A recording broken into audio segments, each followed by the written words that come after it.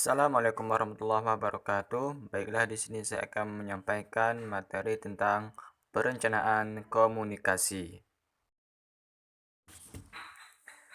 Baiklah, di sini saya akan menjelaskan mengenai perencanaan komunikasi.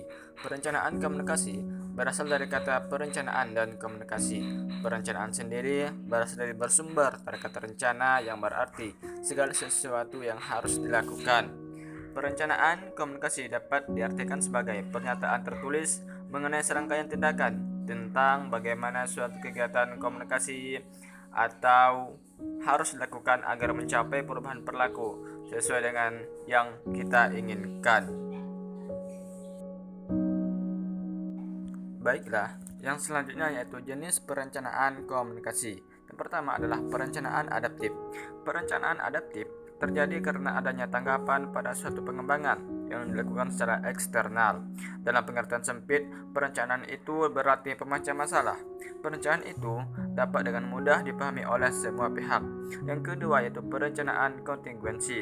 Perencanaan kontingensi merupakan pendekatan yang ditujukan untuk menciptakan kondisi yang pengaruhnya dapat dielakkan dan diserap dengan biaya atau kerugian minimal.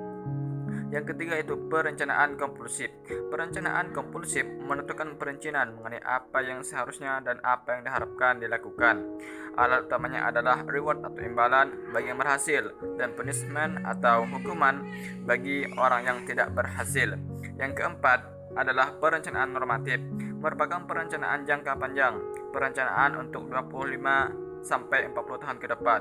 Karakteristik utamanya adalah sifat yang umum dan fungsinya adalah untuk membentuk pedoman dan arahan untuk perencanaan. Adapun hal-hal yang perlu diperhatikan dalam perencanaan komunikasi. Yang pertama adalah analisa halayak. Analisa halayak merupakan tahap awal yang sangat menentukan arah dan tujuan perencanaan. Tahap ini menganalisis segmen masyarakat, sasaran yang dihadapi, baik dari segi pendidikan, usia, jenis kelamin, etnis, kepercayaan, bahasa, pekerjaan, dan lain sebagainya. Yang selanjutnya yaitu rancangan pesan. Diperlukan upaya terus-menerus dalam meningkatkan keterampilan komunikator agar senantiasa mengetahui perkembangan dan wacana masyarakat. Yang terakhir yaitu evaluasi. Pada tahap ini melihat bagaimana program atau kegiatan yang telah dilakukan, apakah berjalan sesuai dengan tujuan dan sejauh mana program yang dirancang telah tercapai. Untuk selanjutnya yaitu ruang lingkup komunikasi. Perencanaan komunikasi dibagi ke dalam 3 tingkatan, yaitu yang pertama adalah tingkatan strategik. Tingkatan ini bersifat makro dan dibuat untuk mencapai tujuan dalam jangka panjang. Perencanaan jenis ini hampir identik dengan program jangka panjang yang segala sesuatunya masih berupa konsep-konsep umum dan abstrak. Yang kedua yaitu perencanaan tingkat taktik, merupakan perencanaan yang berada pada level menengah dan identik dengan program jangka menengah. Pada tingkatan ini konsep-konsep mulai dijabarkan dalam bentuk garis-garis besar dan belum rinci.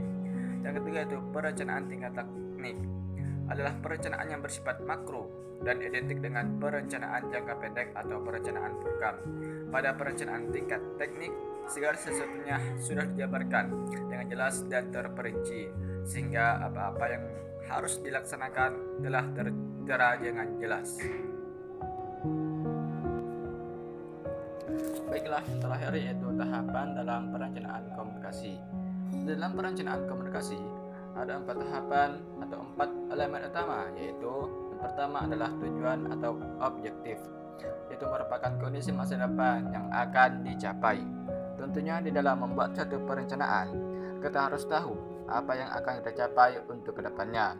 Yang kedua yaitu aksi atau action, adalah serangkaian kegiatan yang dilakukan untuk mencapai tujuan, berupa sikap dan tindakan kita untuk melakukan suatu kegiatan.